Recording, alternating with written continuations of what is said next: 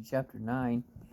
The young woman that this young man who was going to marry, but he went to school instead, because he loved her. I don't know if she even knew that he existed. She inherited the paintings, and she was going to clean them up to sell them. And this guy came from the Louvre. He's a collector or something from France. And she wanted to see that she was diligently trying to clean up the paintings so she could sell them. And he came into the room, and she had her arms bare to the elbow, and she was just about to dip them into the water. And she had hot water there. She was going to wash them. And he stopped her by grabbing her arms. He says, "God in heaven, not hot water." My friend leaned back with a sigh of mingled resentment and satisfaction. We sat silently looking up at the lovely adoration above the mantelpiece. That's how I got it, a little cheaper.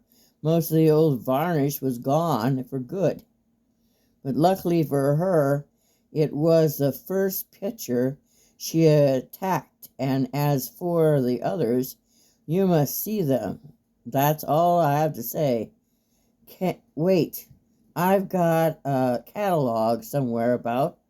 He began to rummage for it, and I asked, remembering how nearly I had married Nettie Kent, "Do you mean to say she didn't keep a single one of them?"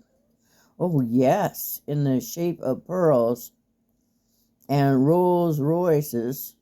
And you've seen their new house in Fifth Avenue?" He ended up a grin of irony.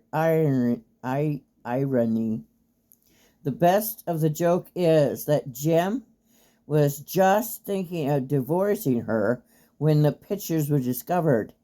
Poor little Louise, I sighed.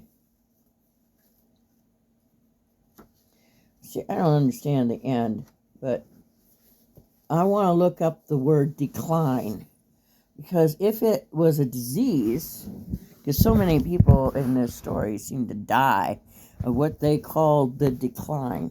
That's Chester. Isn't he pretty? He's going to be a whole year old in May. Okay, so this is the tail end of that book.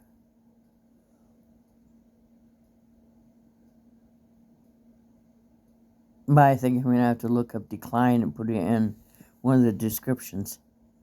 Thank you for reading with me.